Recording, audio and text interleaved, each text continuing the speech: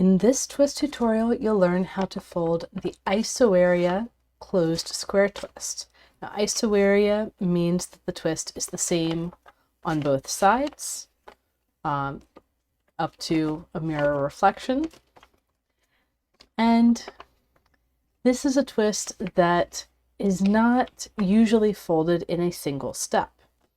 So in this video, I'm going to walk you through how I would pre-crease to fold this twist, how I would avoid pre-creasing to fold this twist, and what the crease pattern looks like in origami tessellations.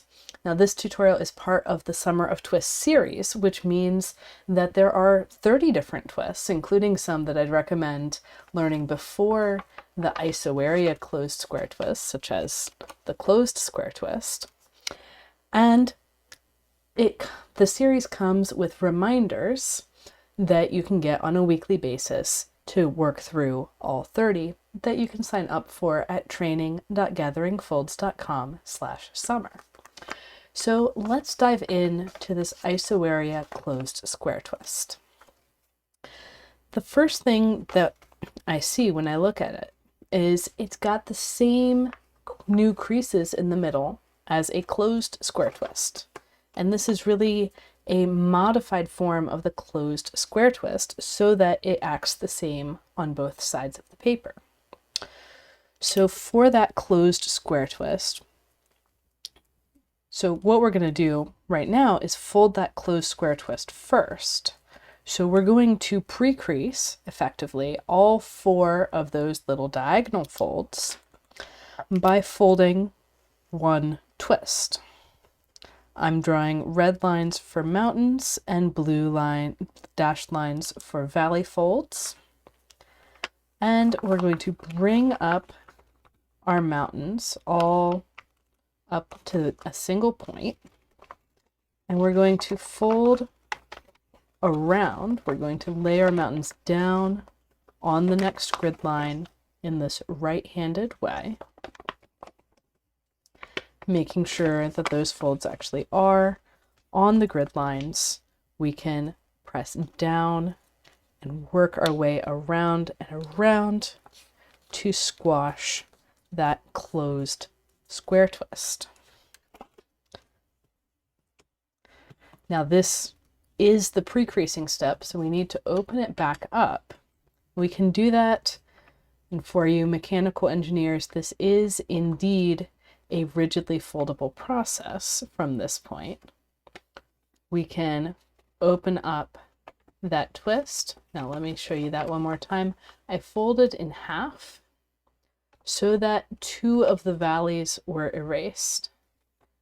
And then I opened up the square. Now what I'm going to do is I'm going to take 2 of these pleats on opposite sides and reverse their mountain valley orientation. So I've got this mountain that I'm going to overwrite as a valley, and likewise on the opposite side, and the valley that I'm going to overwrite as a mountain.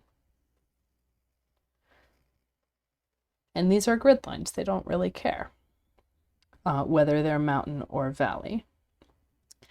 And likewise, the central square, I'm going to have these Ys set up where I have a vertical, horizontal, and diagonal with both the mountain folds and the valley folds.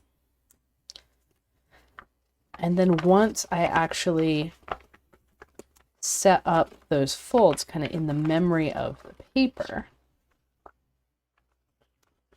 now this rotates and closes very cleanly. And you can see that I can either have the center as a mountain up towards me or in the other direction as a valley away from me. These, like valley on one side is mountain on the other, so these are really equivalent states. So drawing the crease pattern in a clean state where we don't have any history of creases. We've got these Ys of valley folds on two sides of our central square, and these Ys of mountain folds on the other two sides. So that's how you get the Isoarea closed square twist with pre-creasing. But if you don't want to pre-crease, well, then you can use a grid with diagonals, like for the right triangle twists. If you look at these diagonals, those are exactly the diagonals that we used for the Isoarea closed square twist. And in the longer tutorial where I showed using this twist in the context of a broader pattern, that's exactly what we do. This twist doesn't feature much in my other courses, but it is present in advanced twist techniques, which includes quite a few dozen crease patterns for you to decipher. And there's a challenge pattern, of course, in the Summer of Twists ebook. So happy folding, everyone, and definitely check out those other videos. I'll see you there.